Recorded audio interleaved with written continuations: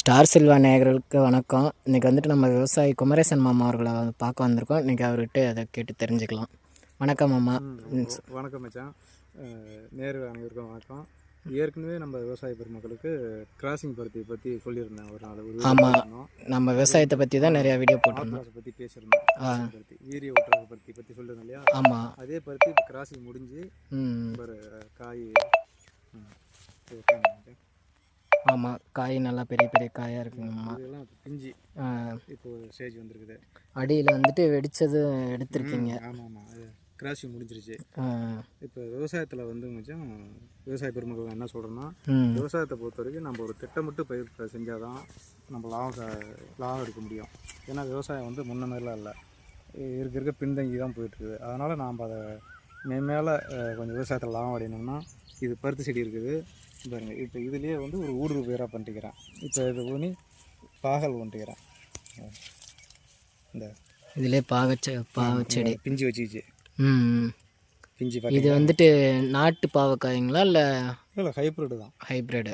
இது காய் கொஞ்சம் சின்ன சின்னதாக வரும். ஏன்னா இப்போ இதுக்கு வந்து செடி ரொம்ப நீளமாக வந்தால் செடி தாங்காது இல்லையா? ஆமாம் ஆமாம். அதனால் இது வந்து குட்டரகம் பாவை.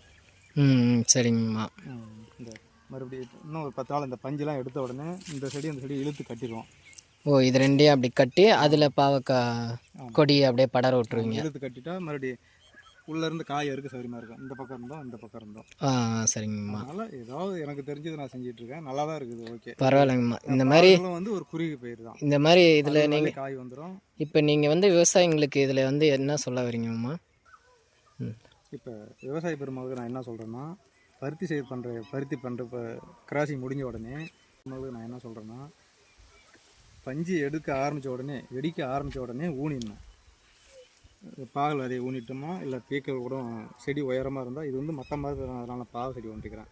இதே கொஞ்சம் செடி உயரமாக இருந்ததுன்னா பீக்கல் அதை கூட ஒண்ணலாம், பீக்கல் ஒண்ணலாம், புடலை அதை ஒண்ணலாம் ஊனிட்டு.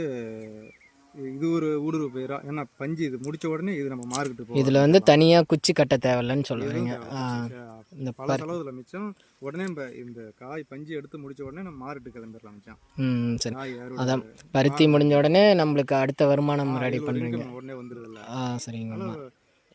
மற்ற விவசாயிகளும் இதுமாரி செஞ்சு பயனடி மாதிரி கேட்டுக்கிறோம். சரிங்கம்மா, நன்றிங்கம்மா.